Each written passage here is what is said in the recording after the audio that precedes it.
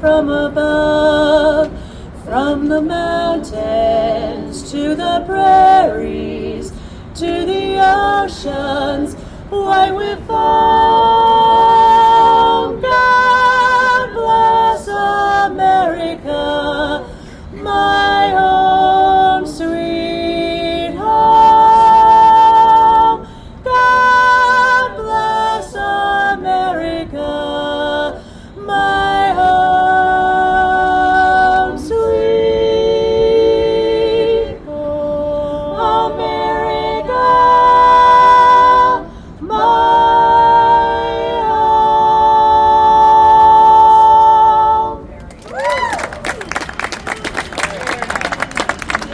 Thank you. Let's hear it for Deja Vu. Are they not just a blessing? They have been here all morning, and we're going to hear from them again. Well, welcome to the 2025 Colorado Capitol Rally. Thank you all so much for being here this morning. This is a great day. I've been doing this 4 years. This is the best one yet. So yay for the weather today. Appreciate it. Appreciate that. Mark Meckler made it all the way in this morning here to join us. It's just going to be a great day. You guys are going to love it.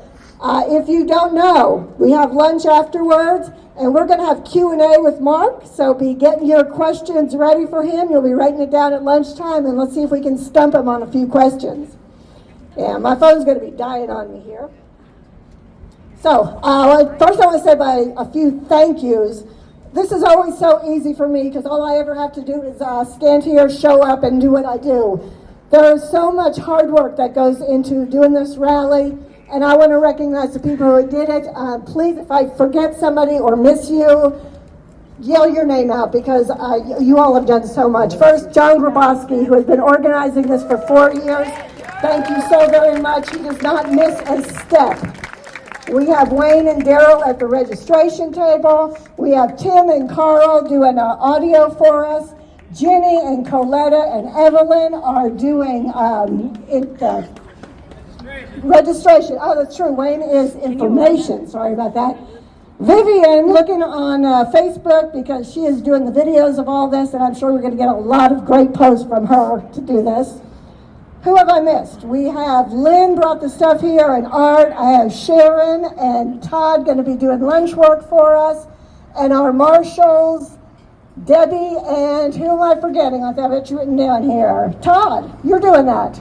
So thank you all so very much for all the hard work you put into this. If you are here for the first time or you're a supporter and you have not joined the team, go talk to Wayne because we need you. We need to continue to grow this grassroots army, and we need to make a big impact in Colorado. And today is the day for you to do that. This team has worked so hard over the past 12 months. I've just got a few accomplishments that they have done. They ran so many events, especially our veterans, all over the state, all through the year, multiple county and state fairs, different events through the thing. Sorry, I didn't write them down. But with that, we had the Surge Day at the Capitol, and in the past 12 months, you guys out here have collected over 3,800 petitions already. So thank you so much for all your hard work that you're doing. So with that, we want to get it started. Again, thank you for being here. We're going to start off with our prayer because the one who is in charge of this, our Lord, Regional Director Deanna Bedickick, will you pray for us? Give Laura a round of applause for remembering all of your names. That's huge. I don't think I could remember that with our team, so great. She's under 55. If you want to, bow your heads. Heavenly Father, we come to you in praise. We glorify you, and we just give you the glory for the view that we have, the power that we have in the Holy Spirit, that you give us the might, the strength to do everything that we need to do, that you want us to do, the words to say when people ask us what we are all about, and let us always give you the glory. Bless our time here today. Bless our spirit, our strength. Show us the wisdom, what we need to go forward with what is shared today. And give us safety in our travels home. In Jesus' name, amen. Ken is going to come lead us in the Pledge of Allegiance. Thank you, Ken.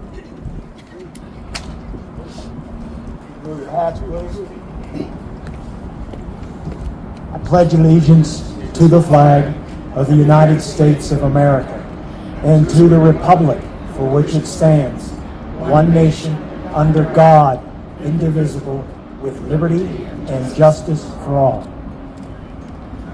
Thank you, Ken. Now, Deja Vu will lead us in the national anthem.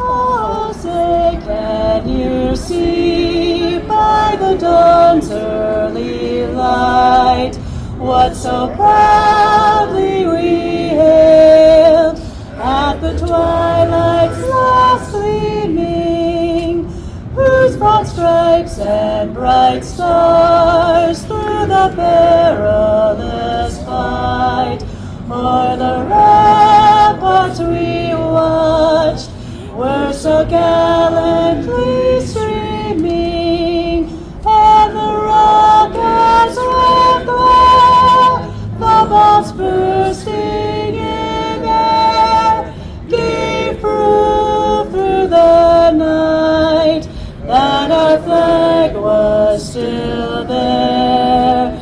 Oh, say does the star-spangled banner yet wave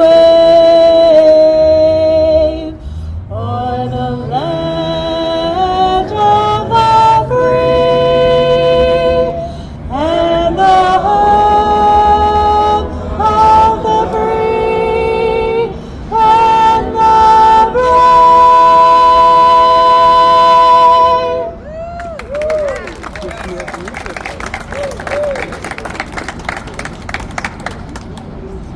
You're awesome. So at this time, can we please have all our veterans stand in front facing outwards? We do this every year, and we sing that song, and you have defended this nation. You have given so much of your lives, your fortune, your sacred honor, and we just want to give a tribute to you.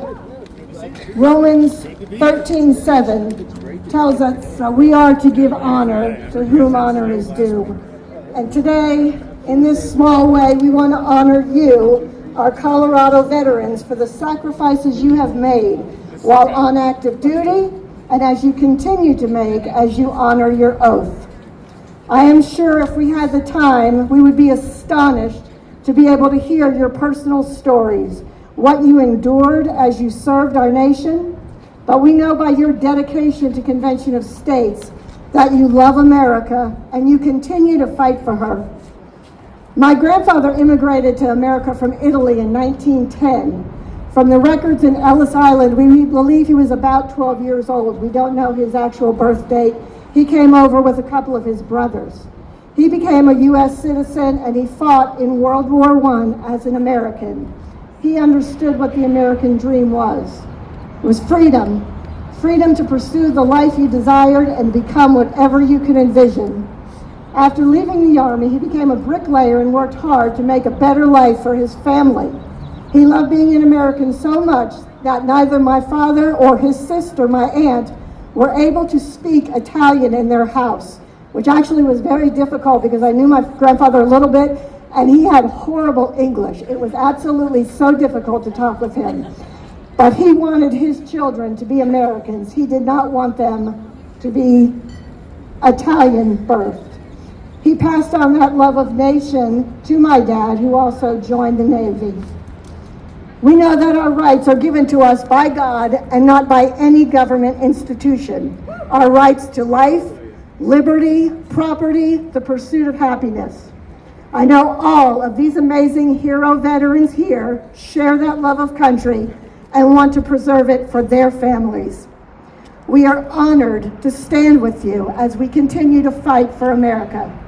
Please accept our gratitude for your sacrifices and our appreciation for all that you have done. Thank you for your service. Thank you guys very much.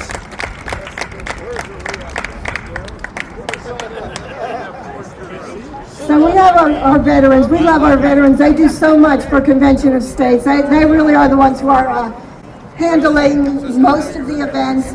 But I want you to take a look around here right now and just, throw out the average age of what you think everybody is here.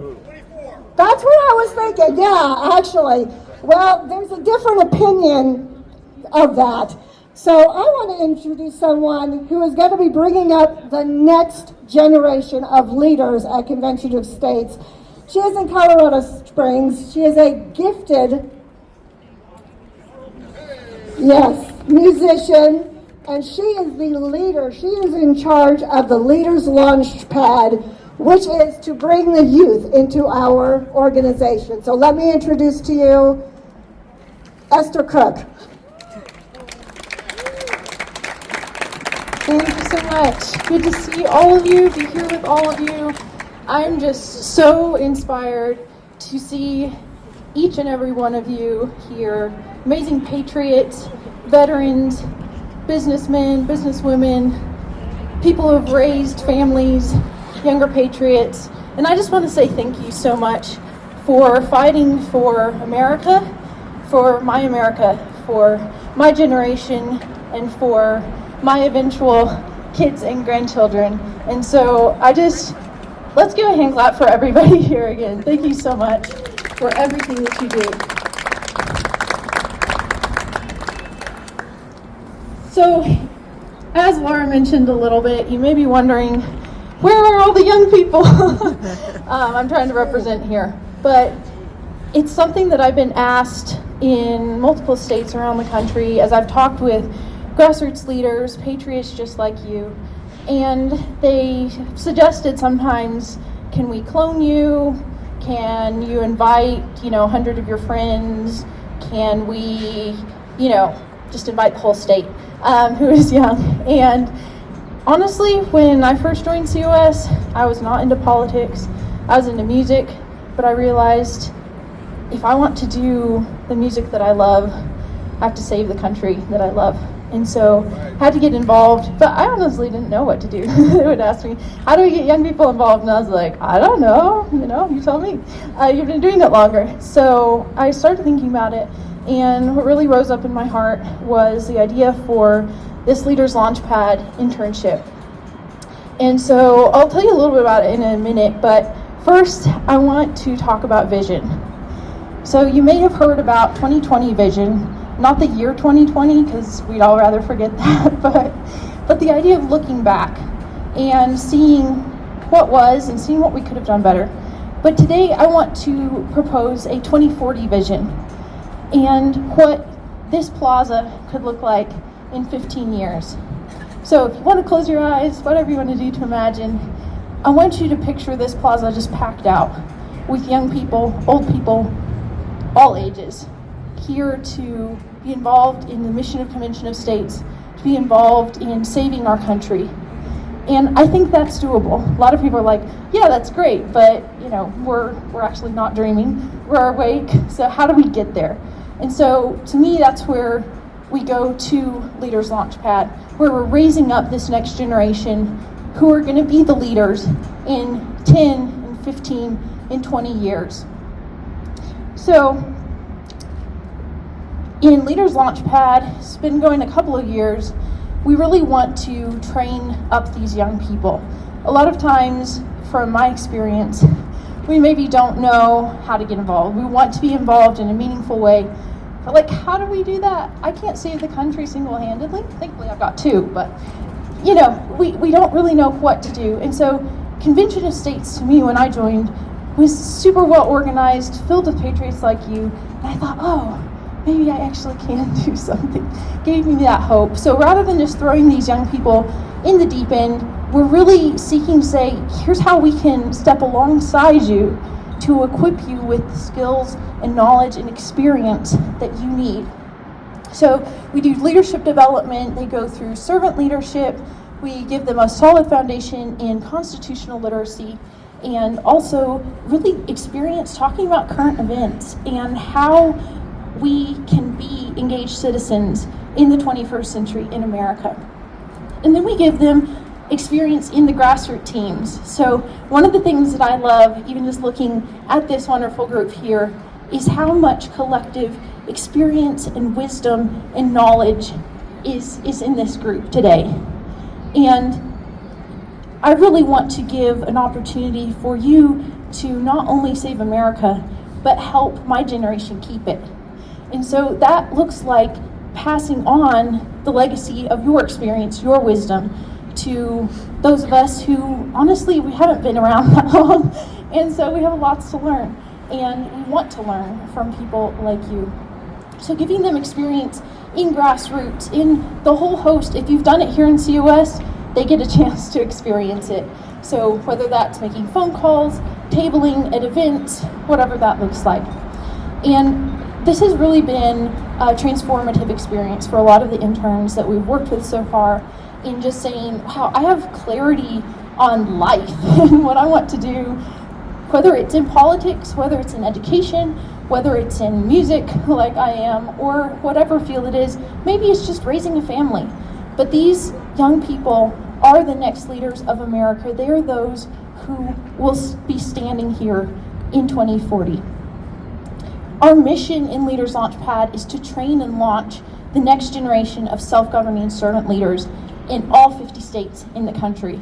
So not only this plaza here in Colorado, but in every state across the nation, dozens of young people engaged in the cause to, again, keep the America you're fighting to save for us. So you might be asking, okay, sounds great, woohoo, how can I get involved? So I'm glad you asked, or I'm glad I asked for you. So what we are really encouraging people is just find one. Just find one. You don't have to find 50 million young people in the next year. That would be a little bit daunting, I think. You don't even have to find 100 people. You don't have to find 10 people. Can you find one? Some of you, that might be a son or a daughter, maybe a grandchild. Maybe it's somebody you know at church or in an organization you're a part of. Maybe it's the nephew of your neighbor's second cousin once removed. I mean, you can get creative, whatever you want to do.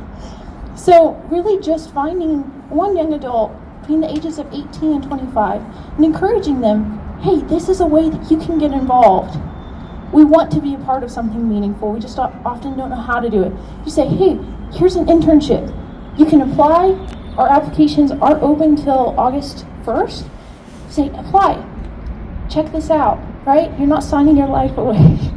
But it's really an opportunity to get equipped with leadership skills that, again, will equip them for success in COS, but also in whatever they go on to do in life. Just find one. And I want to leave you with this thought.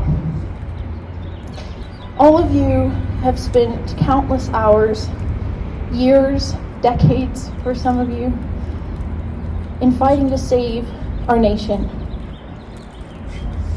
I don't want the dream of self-governance and of liberty that you fought so hard for to die with you. We have to save America, but then we have to keep it.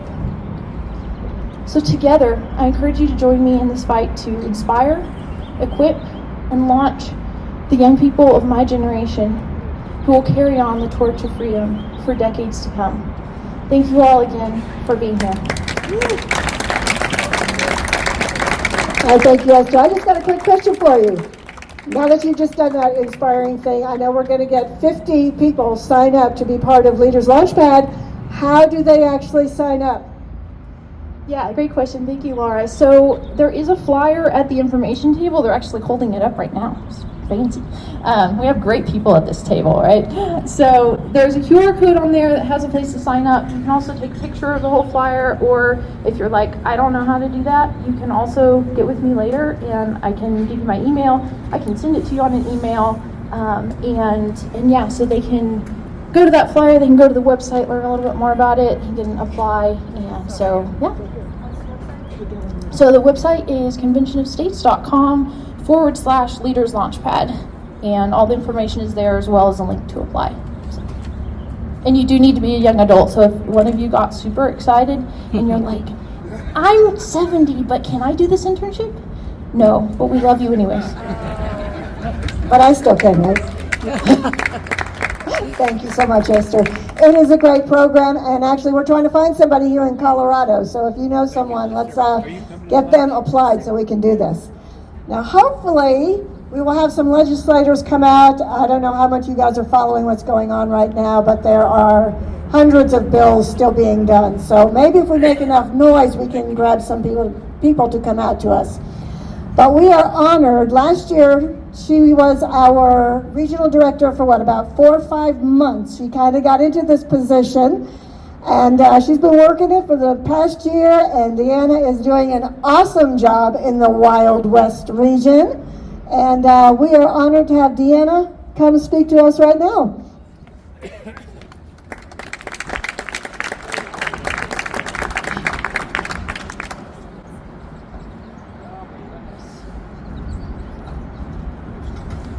Balancing all this stuff. Awesome. Well, thank you again for coming. We can't thank you enough. I know you're getting thanked all day long, but I appreciate. I had to park and drive here, and I know the distance you've traveled and the expense that you've done to get here, and I truly appreciate it.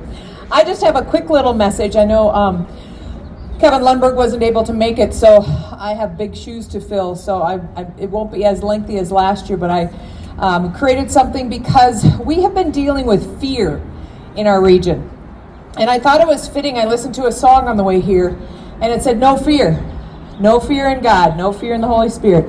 We have no fear. We have nothing to fear.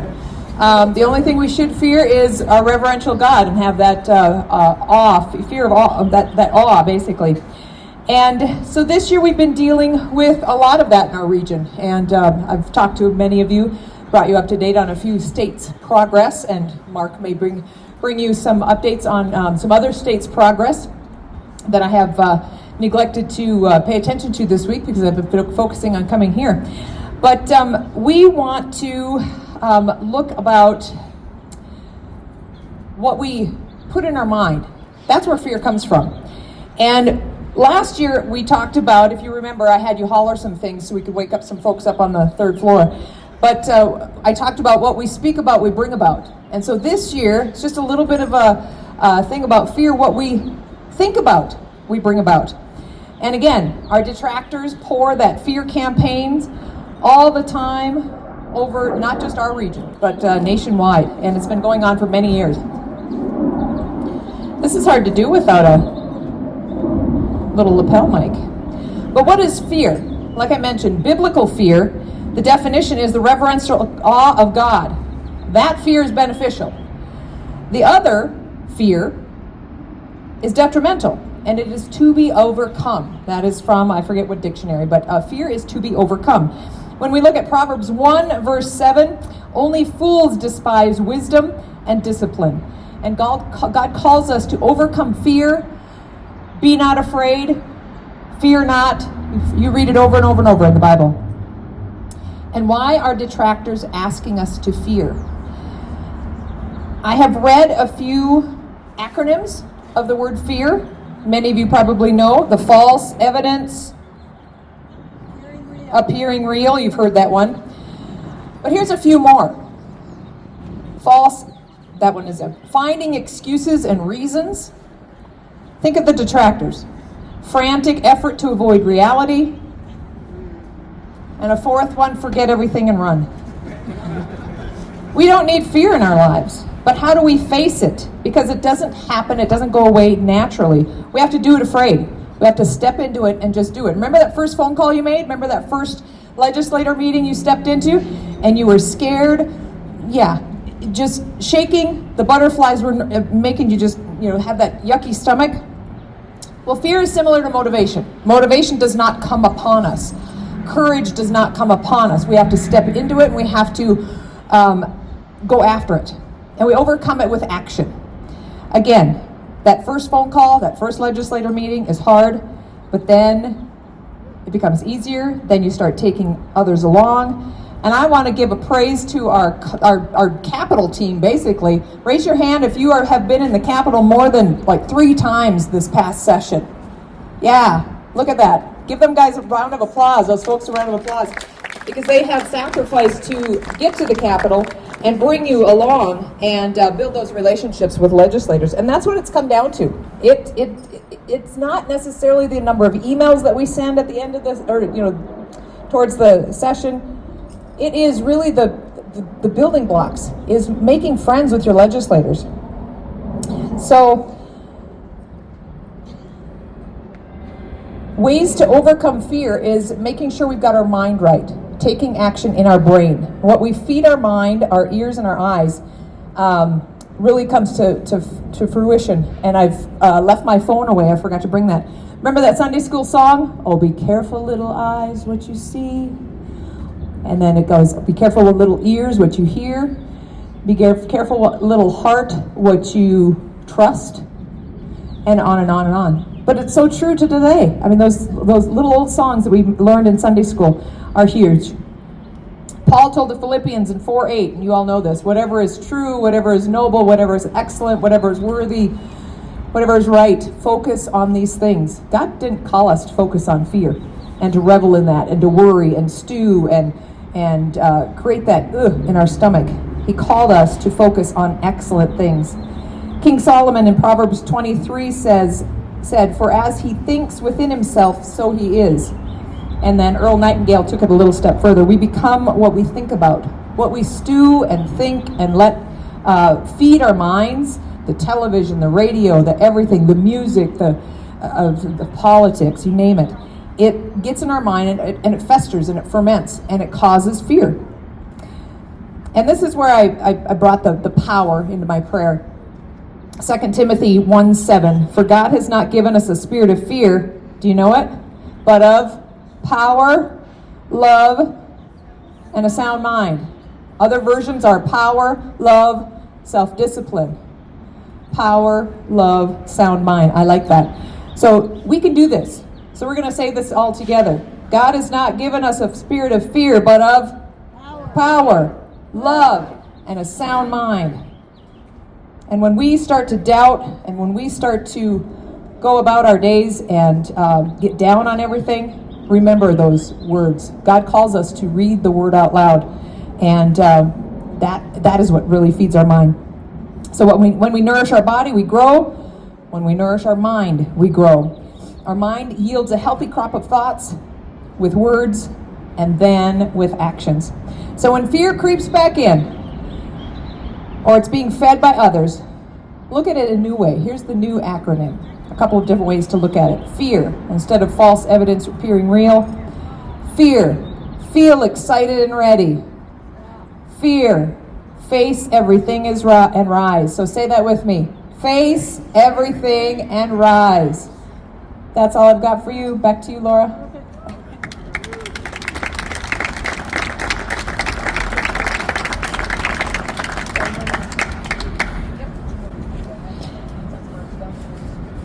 Perfect.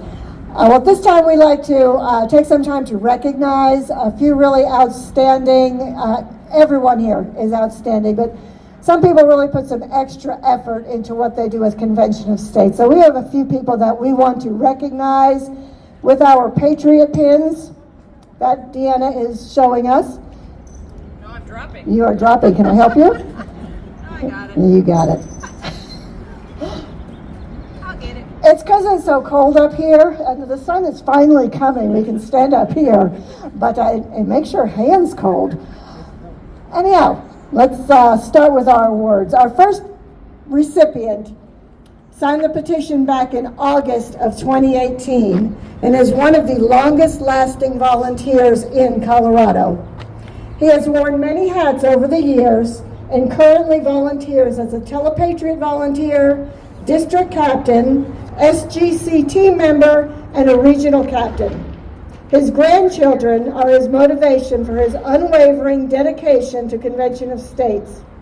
His persistence to build his region has caused him to host monthly COS meetings for years. He has onboarded many of our COS volunteers through the years and continues to give his all for Convention of States. Please help me congratulate Wayne Walford.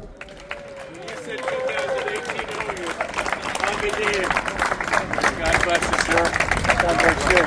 No, hey, couldn't have done it without you. And your predecessor, Grant Martin, is why I did it. There you go. He is the one that said, you start a program, I don't care if there's one person there, keep it going. And you did. I'm doing it now for 4 years, this coming August. Awesome. And Gabe Evans has signed our petition. There you go. God bless you. Thank you. Thanks, Wayne. Thanks, Couldn't Wayne. do it without you. All right. Thank you, Wayne. Thank you.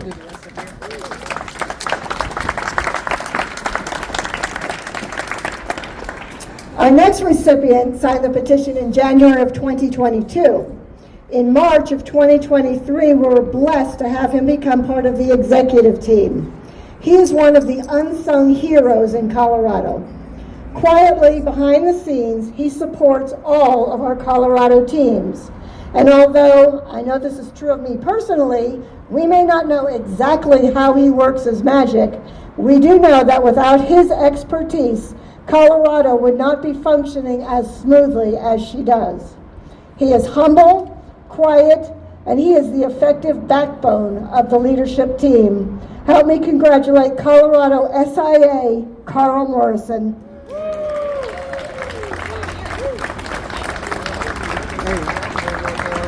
Working behind the scenes as always.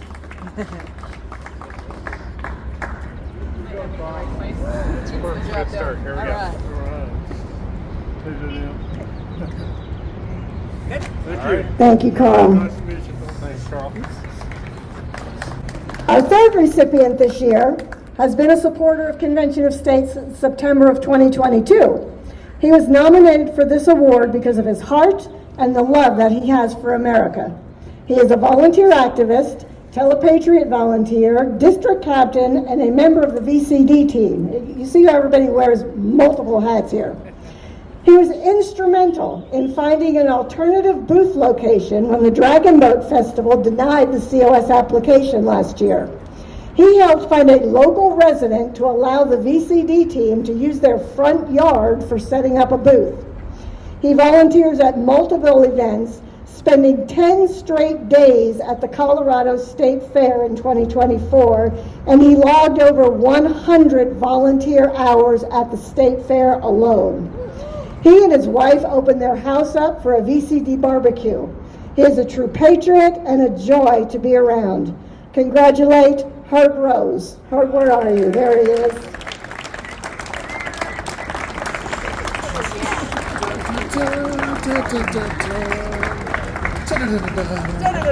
Congratulations, sir. Well done, sir. I have a pin in my hand. I got a pen in your hand. Let me pin you and then Stick me. we'll get a photo.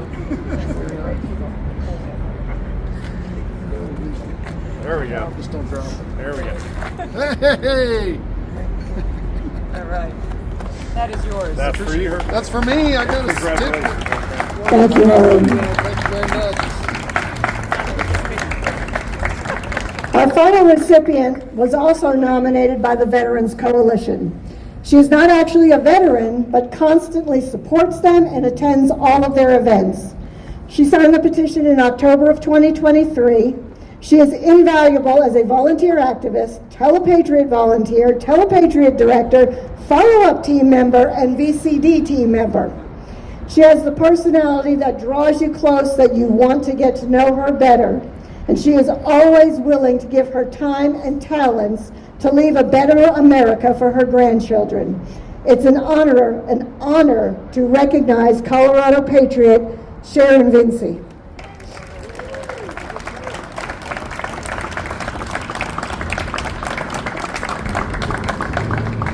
So we make you get your steps in by being at the top of the stairs. Right, exactly. That's good. That's the way we like That's it. the way we like it. Well earned. Thank you so Laura, much. make sure you're going to be What an here. honor. All right, turn around. Let's get a picture here. Oh, wow. Okay. What an honor, you guys. All right. Thanks, Sharon. Congratulations, Thank you so Sharon. much. Thank you, Sharon. Okay, well, I think you guys have had enough of hearing me. I know you're here for the main event. Our leader, our partner in this, you know, what he has built over the past 12 years is absolutely amazing. I don't know of any other organization across the whole nation that we have done what you have created, the vision you had, and you're now giving to us. So, with no other words, let me introduce our president, Mark Meckler.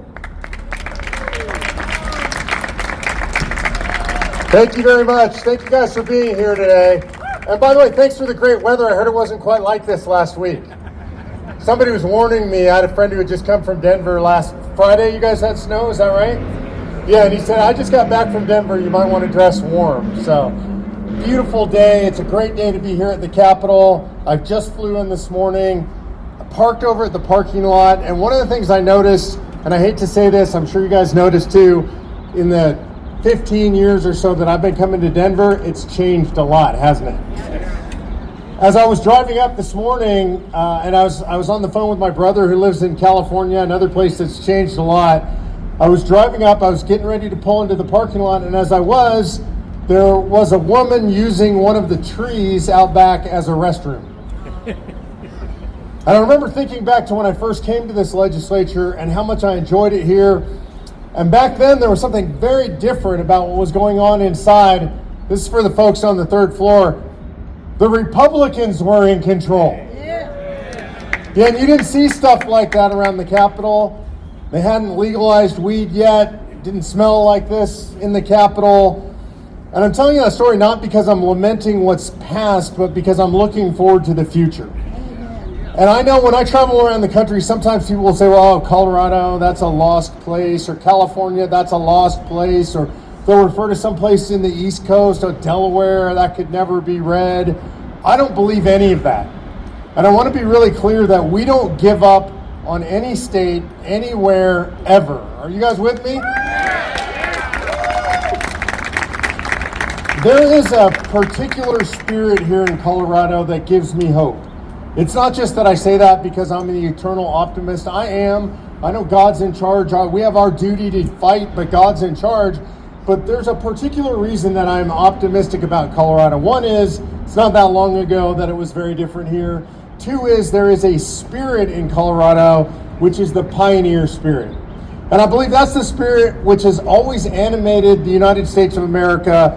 It's what brought us across an ocean and allowed us to set up shop over here and build what I call a do-it-yourself nation. America is very different than any other nation in the world, and I know you believe in American exceptionalism, that's why you're here, I do too, but there is a reason for American exceptionalism. You know, when you look back in American history and you look at the American Revolution, we have a tendency to look at that revolution through the eyes of the great men and women of history, the people who rode in on the white horse with the sword raised, the people who fought the battles, the generals, the presidents, the great speakers like Patrick Henry giving the "Give me liberty or give me death" speech. That's how we know our history. But there is a much deeper and much richer history of any time period or any people or any country, and that's the history of the regular people. And we don't know most of that history because it's not told.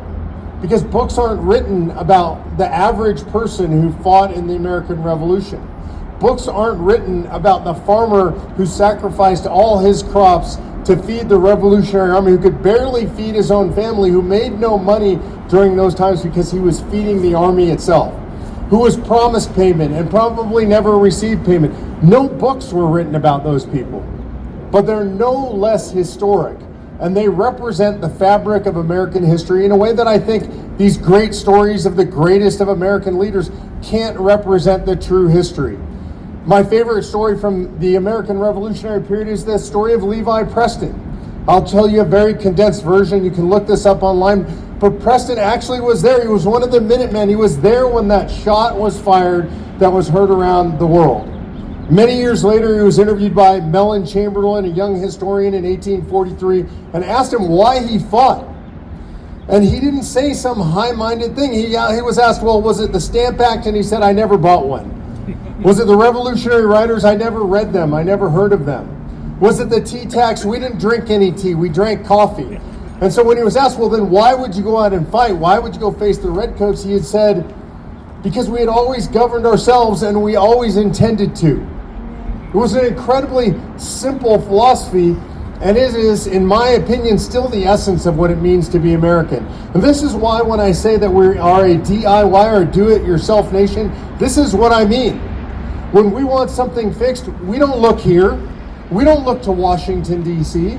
We get up in the morning and we look in the mirror and we ask ourselves, well, what is it that I have to do to make things better? For myself, do I need more education? Do I need a trade? Do I need to learn how my government operates? Do I need to read something? Do I need to study something? You're not asking for a handout. You're trying to figure out how to do it yourself. This is unique to America, and it's all of American history, and it exists today. And this is, by the way, the essence of Convention of States. We're not saying, hey, you guys in Washington, D.C., we want you to fix stuff. We're saying, we know you'll never fix stuff, and we're willing to step up and fix it ourselves. But where does that come from? Why is it so unique? You know, in most countries, if you want something done, you go ask the big man. You ask the chieftain or the tribal leader. Say you're in Africa and you're living among the tribes, you go to the tribal leader. You don't just do it yourself. If you go to Asia, if you've traveled to Asia, I had an experience traveling all over Japan. I've been there twice, spent 6 or 8 weeks both times, and I realized I'm really out of place as an American in Japan. I love the culture, I love the people, but my view of the world is so completely different. I'll give you a perfect example. If I walked into a restaurant in Japan and I was with 8 people and I saw 2 tables were open and they each seated 4 people, you know what I would do? That's right, I'd push those tables together. And you know what happens if you do that in Japan? Everybody freaks out. It's like, wait, did you ask? Did you go to the boss? Did you ask the person in charge? Have you got the manager? I'd be like, we have 8 people. That's 8 seats. We just pushed the tables together. Why? Because I was raised in America and I believe in doing it yourself. That's not a big deal. That doesn't sound like a big deal, but it's something that's very different in American culture. And when I first realized this, as I was studying the story of Levi Preston, I thought, well, why is Levi Preston, why was he the way he was? You know, ultimately, the lineage comes from Europe. They weren't like that. They had kings and queens, monarchies. You had to ask permission. You had lords and ladies and the owners versus the unlanded peasants. And you didn't just do stuff. You asked for permission to do stuff. So you get to Levi Preston, and here he is, a farmer in America. Why didn't he want to ask permission? Where did that change come from? And so I started to read American history. I started to read the history of America from the Mayflower Compact or from Jamestown up to the point of the American Revolution. Why was his spine so stiff about people telling him what to do? And by the way, to put this in context, what they were telling him to do was nothing compared to what our federal government and our state government and our city governments control in our lives now. It was a tiny fraction of the tyranny under which we live. So why did he believe that they had no right to tell him that? And so I started to study this period in history. That period in history, by the way, it's roughly 158 years from Jamestown, the Mayflower Compact, up to the first shot of the American Revolution. So what got in the water that made them think they could fight the greatest empire in the history of the world? And I went to read history books about that era. And if you go out and you look for history in that era and try to read history books, it's not a lot of books on the shelf in the library about that era. And I thought that was really odd. Well, maybe nothing happened for 158 years, right? Nothing important happened. I think that's the most important period in all of American history. That's the period when your forefathers and your foremothers and the families that came before us learned to govern themselves. They came to the New World, and though there was a monarchy far away in charge, really had no effect on their day-to-day lives. And they had to figure out town councils and city governments and colonial governments. They had to figure out all this stuff on their own. And so by the time it comes to Mellon Chamberlain interviewing a guy who was an original Minuteman, by the time he picks up his musket, the idea of a monarchy to him is completely foreign. He understands it exists, but it has little to, if any, effect on his daily life. What runs his daily life? Whatever he decides to do when he gets up in the morning. He knows that he has to work, he has to feed himself, he has to take care of his family, he has to be the leader of his family, he has to teach his family to pray and go to church. All this stuff comes from him individually as the leader of his family and a leader in his community. So the idea, after 158 years of doing this, his dad did it, his grandfather, his great-grandfather, his great-great-grandfather, great-great-great-grandfather, 5 generations worth, the idea that somebody was going to come tell him what to do was absolute anathema to him. He just couldn't even imagine it. He couldn't imagine it so little that he was willing to pick up a musket and fight. To fight against the greatest fighting force ever arrayed in human history. The most well-fed, the most well-trained, the most well-armed, the most motivated fighting force in human history. That was the British Army at that time. And he had to stand up and fight against that because he, in his soul, understood that God had given him free will, and out of free will comes self-governance, and that was his right, and be damned if he was going to give that up to a bunch of redcoats. Am I right? That's your heritage. That's in your political DNA. And honestly, it doesn't matter whether you're a first-generation American or your people have been here since the Mayflower, that's inside of you. That's why when people in this building try to take away your gun rights, what do you feel? No way. We're not allowing that. That's unconstitutional. By the way, it's not unconstitutional because somebody wrote it down. It's unconstitutional because that right of self-defense is endowed by your creator, and the government was made to protect that, right? So we know these things in our hearts and in our soul. We know what's right, and we're willing to fight for them. And here in Colorado, there's a special heritage. The predecessors of the people who built this capital, who came here first, came into an untamed wilderness. Can you imagine what it must have been like to cross the plains, to come to Colorado, to see the Rockies, to be in a wagon, to pick your plot of land, to build your little one-room cabin, and then to face your first winter here? You know, it snowed last Friday. It was 31 degrees, I understand. Imagine when it was 0 degrees and you were in your little cabin out there at the base of the Rockies and you were having to figure out how to feed yourself and how to survive. Those are some tough people. And that is the Colorado spirit. And that's why I have faith in Colorado, because it may be a big city like this. It may be a university town like Boulder that's gone soft, that doesn't remember what that means. But that is not the broader population in Colorado. Am I right? Yes. And so that is why we're fighting back. That's why we fight back here in this building every single day. Don't ever give up. I don't care what the legislature does. I don't care whether it's blue or red. It's supposed to represent the people, and that means you. And we're going to fight. Are we going to fight? Yeah. So you're going to fight for Colorado, and I believe we're going to take Colorado back. I know of a lot of plans, a lot of good patriots that are working behind the scenes. They have a good plan for taking back Colorado, and I have faith that's going to happen. But Colorado also has a broader role to play. And that's the play in this national fight.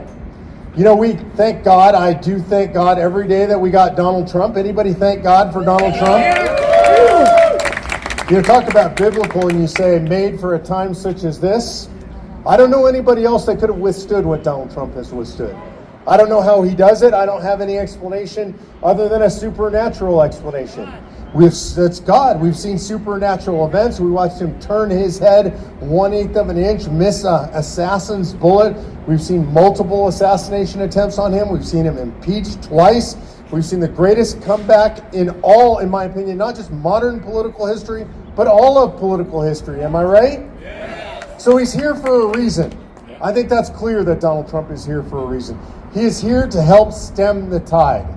And one of the things that I think we need to be very careful about, and this is really important, there's only one Savior. He's up there. It's not Donald Trump, but Donald Trump is here to stem the tide. He gave us more time.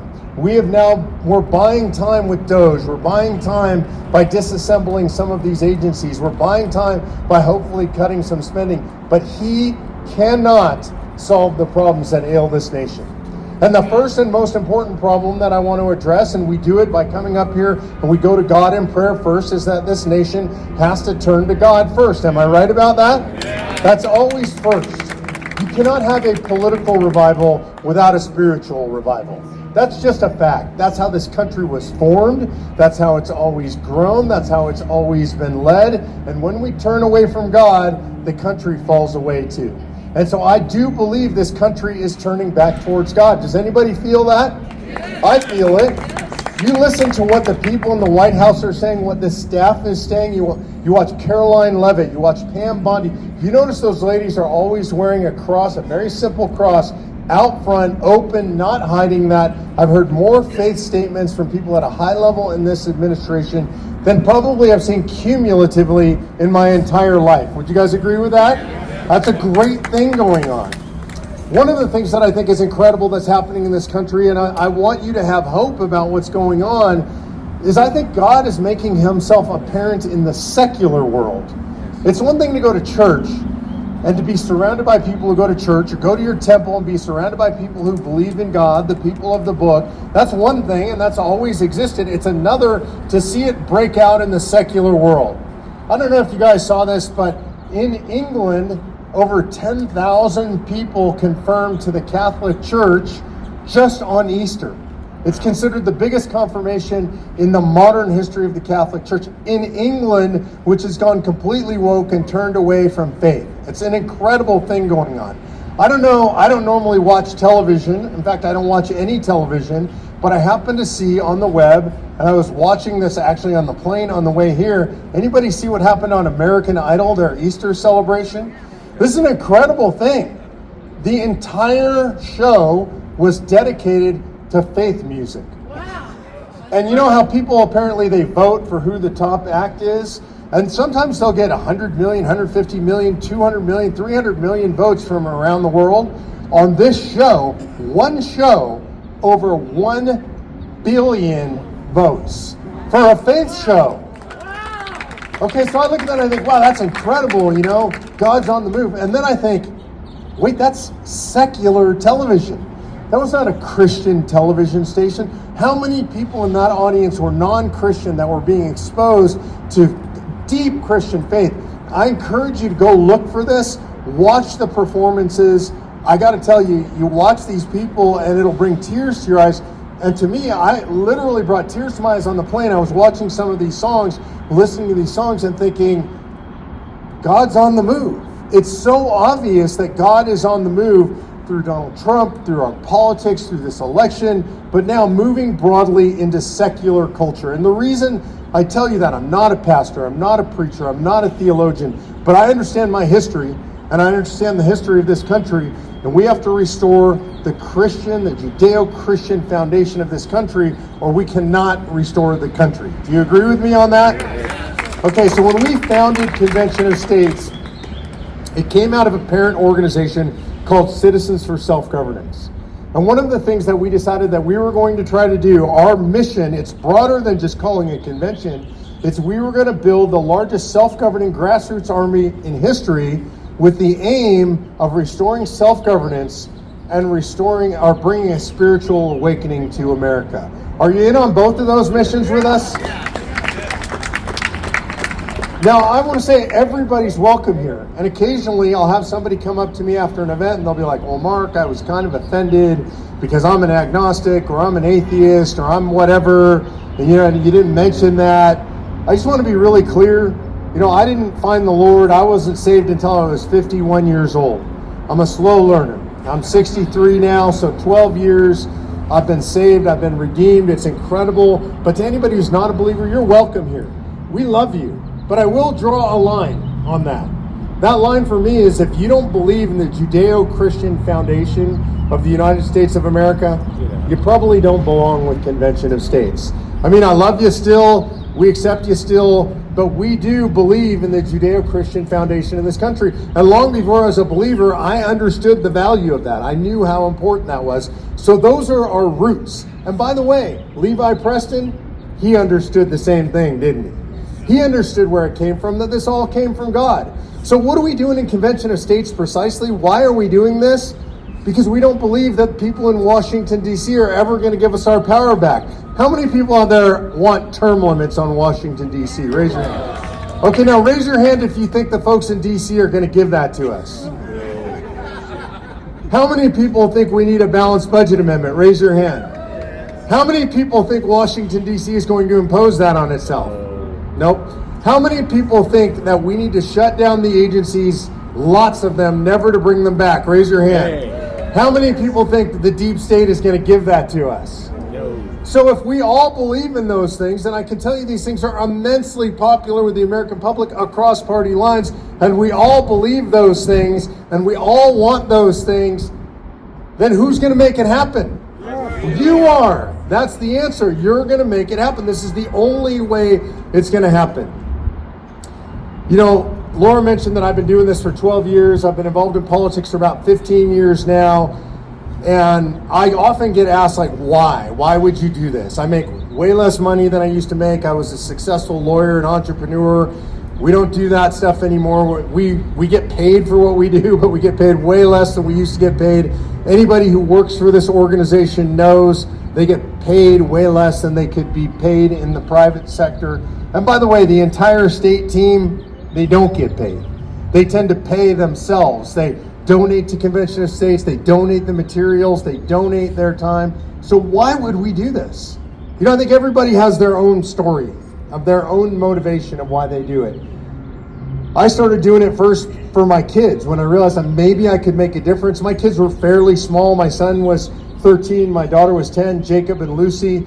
They're both warriors in the fight now. My son did 4 years in the Marine Corps. He now works for America First Legal. Spent the last 4 years suing Biden. Now he sues woke companies and woke universities. I'm not sure which I'm more proud of him for joining the Marine Corps or for suing the Biden administration. But I'll take both of them. My daughter is a conservative warrior. She worked for Texas Public Policy Foundation. She now runs operations for Convention of States. But I would say her greatest accomplishment, at least from my perspective, was she gave birth to my first grandchild last year, little Lorelei. How many grandparents out there? A lot. You know, being a grandparent's different than being a parent. And you'll hear a lot of grandparents tell you it's better, it's incredible. I love being a parent. I don't know if it's better, but it's definitely different.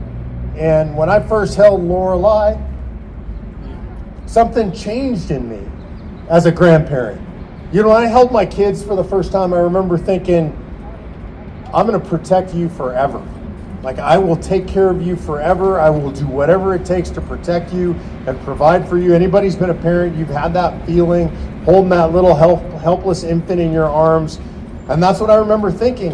And when I held my granddaughter in my arms, it was different. I held her and I remember thinking, sort of starting to think the same thing, and then looking at her and thinking, I'm not going to be around to take care of you forever. Actually, probably not that long, relatively speaking. If you look at life expectancies, she's 8 months old right now, I'm 62. Maybe I get super lucky and I got 30 years with her, maybe. Yeah, average life expectancy for a male is 81 years in this country, so maybe a lot less. Maybe I got under 20, 25 years, and Lord knows I could go tomorrow, right? I just know that when I'm holding that little girl in my arms, and I hold her in my arms as often as I can, that I won't be around to protect her, to make things right for her, to fight for her. There's going to be a large portion of her life where I'm not going to be here to take care of those things. And so for me, what that means is I have to be even more ferocious and more dedicated and more committed. I have to be willing to spend more time and more energy and sacrifice more, because I'm not always going to be here. And what I want to make sure, when I'm on my deathbed, I want to be able to look at her and to look at my other grandkids, God willing, there will be a bunch of them, and say, I did everything that I could do to preserve this country for you, because this is the last place on earth. This is the place that everybody else looks to for freedom. This is the place that people escape to when they're living under tyranny. This is the place people come to when other places collapse. If this place collapses, there is nowhere else to turn. And so I have a responsibility to that little girl, that little 8-month-old Lorelei, and to every other child like her, being born now or yet to be born. We have an obligation to leave a legacy. And so that's why I'm in a fight. That's why I'll never give up. That's why it doesn't matter if I'm tired and I have to leave the house at 4 in the morning. I'm going to get on that airplane and I'm going to go to that next place, and I'm going to come be with you guys, because you're the patriots, you're the soldiers in the fight, you're the ones doing the hard work, and there is literally nothing that I can do without you. I want to close with one story. I get a chance to go places and do things that I have no right to do, or places I have no right to be on my own, by my own accomplishments. I've been on television. I met people like Tucker and Hannity and Levin and Shapiro and all these famous conservatives, the politicians, the Ted Cruzes, all those guys. None of them is interested in talking to me because of me. I'm not very interested. I'm not that smart. I haven't done that much in my life. I'm not an Elon Musk who's built a multi-billion-dollar empire. I haven't invented anything that changed the world. I'm not a Steve Jobs who invented the iPhone. I haven't been elected president. I haven't been elected to anything, not even a city council. And when I talk with those people, the thing that they always say to me is they say, your people are everywhere. Like the Convention of States people are everywhere. And I tell you that, and I'll tell you a very specific one. If you haven't seen it, watch my interview with Tucker. Tucker said, your people are like the Hare Krishnas. They're everywhere. It's like everywhere I go, somebody comes up to me and says, have you heard about Convention of States? And he said, when I first met them, I thought, these are just weird people. They're just crazy people. They just come out of the wood everywhere I go. And over time, I realized that you have committed patriots everywhere in the country that are educated, that are inspired, that are motivated, they're willing to talk about it, and they intend to save the country, and they're serious about it. And Tucker told me that story before we were ever on the air, early on in Convention of States, and he's just lived it out wherever he goes, wherever he speaks. And this is true whether it's Ben Shapiro or Tucker or Hannity, it doesn't matter who it is, one of you people is there. And that's why I get to do the things that I do. It's not because I'm fancy or smart or accomplished. It's because you guys are. Because you're out there and you're in the fight and you're in the trenches and you're in the war, and they know it. And what they know you as is the largest, most accomplished, most well-trained, most motivated, self-governing army of patriots in the history of the United States of America. And God bless you for that. God bless Colorado, and God bless America. I forgot, Laura reminded me I forgot best looking also. Thank you so much. Well, I got some good news and I got some bad news. Well, we're going to finish up here a little early because the bad news is we didn't get to have the legislators come out. But what's good about that is we're going to get some extra time. Lunch is not going to be here for another 45 minutes, but we'll get to have some extra time with Mark to talk with him and have some Q&A. So I want to bring something up that I did not do. It was a new word I came up with for this group, and it is our Colorado synergy. And for those of you, I know everybody here knows what it is, but I'm going to give you the definition that I found in Webster's. Synergy is the interaction of two or more agents or forces so that their combined effect is greater than the sum of their individual effects. That's us. We are a team, and when we work together and when we do synergy together, we are stronger than if we're out there by ourselves. So I'm going to encourage all of you to step it up just one little level. We need you, no matter if you got literally 30 seconds a day. Convention of States has a new program that they're doing. Go to conventionofstates.com/social. If you click on that, we need you to like, post, share, and comment on a post on Facebook or X. It literally takes 30 seconds to do it every day. We need everybody out there because we need Convention of States growing. We need to keep doing it. If you're good, if you like to talk and you want to talk on the phone, we have phone teams that we need you on. If you like working events, talking with people, we need you. We don't need you to do something at the Colorado State Fair, although we love her for doing 10 days. I don't think we're going to pass that at all. But you know what? Just go out to your local gun store and set up a table and talk to people about Convention of States. Bring somebody to one of our meetings and talk about it. Have a home meeting in your own home. There is so much that you can do. So if you are a volunteer activist already and you just need some ideas of what to do, come and talk with us. We'll help you. You don't need to wait for somebody to get it started. If you have not already signed up, please go to conventionofstates.com, fill out the application to be a volunteer, and let's find a way to get you plugged in, because when we are all working together, we cannot be stopped. We will do this. Colorado will be one of the 34 states to call for this Convention of States because of you, because we are working together. Deanna, is there something you want to say also? I am about done, so you are on. Thank you, Laura. Well, as Mark mentioned, the efforts that you guys have done have built, and one of the things that Convention of States has the privilege of doing, and I think you should share that story with us, Mark, is we have a booth in Atlanta, Georgia this weekend at the NRA convention because of the work that the nation has done. And it's just powerful, but I love the story that you have. But a couple of things I wanted to announce, and then I'll have Mark share that story. Laura already mentioned get involved. So it's conventionofstates.com/act. I know there's a lot of websites for you, but get with somebody and we'll get them to you. But our region is going to have a Zoom summit. Many of you already know about that, and it's going to be on May 17th, so I want you to mark your calendars for that. And then National has a summit in Indianapolis this September 18th through 20th. We need you there. It is your opportunity to gather together with other National volunteers to get ready to refresh and recharge. And Mark is going to be there, Mike Ferris is going to be there, Rick Santorum, and many other headliners that will be announced in the near future. If you want more details on that, go to conventionofstates.com/summit 2025. I believe that's what it is. So I appreciate you here, and those are the things that we need you to get involved with. And I would love Mark to share that story about how we got with the NRA. You know, this is just a God story again. So we've been trying to get a booth at the NRA convention for many years. And usually they just don't respond. We apply and they don't respond. A couple of times they've told us that we are too political.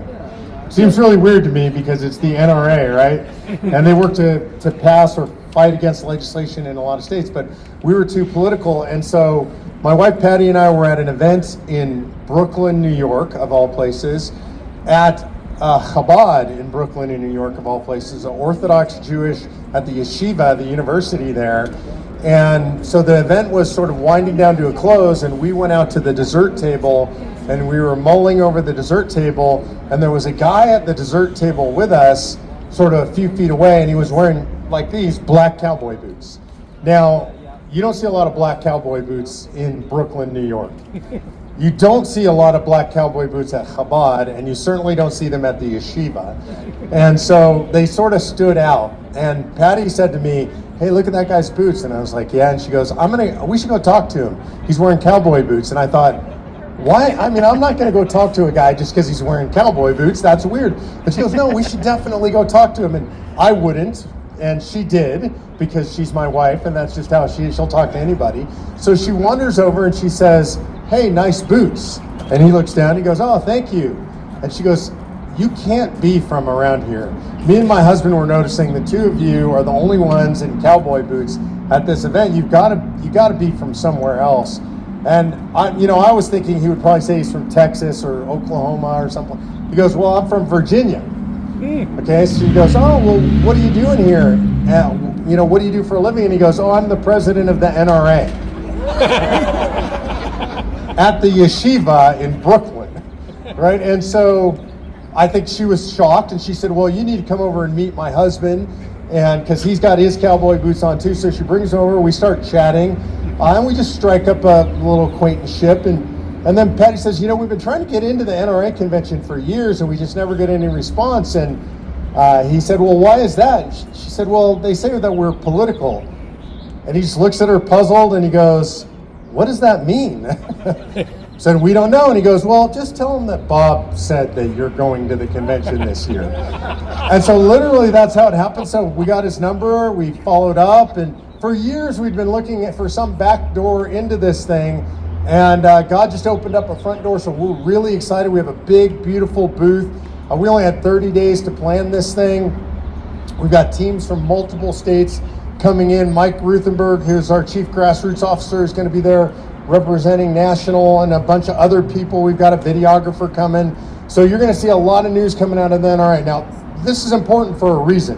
You will have people who tell you that what we're doing is going to put the Second Amendment under threat. In fact, here in Colorado, you're going to have Rocky Mountain gun owners. Dudley will tell you this, that we're going to put the Second Amendment under threat. If we were doing that, do you think we would have a booth at the NRA convention? So this is something that you can use. You put that in your tool belt. We're going there. We're going to support the NRA. They're going to support us by letting us have a booth there. But you just never know. So if you see a guy with cowboy boots anywhere, go up and say hello. Could be the president of the NRA. Thank you, guys. Take a look at the posters. Okay. I'm not You saw. I'm gonna put them on. I didn't know because you were focused on I'm not gonna put them. I understand, but I just wanted to know that Oh, yeah. somebody was here. Yes. John, actually, you wanted to say something also, didn't you? Yep. Hi. All right, thanks everybody. Please don't leave any litter. Let's leave this better than what we found it this morning, okay? Thank you. Well, thank you guys so much. I appreciate you all being here. We'll see you in 30 minutes at lunchtime.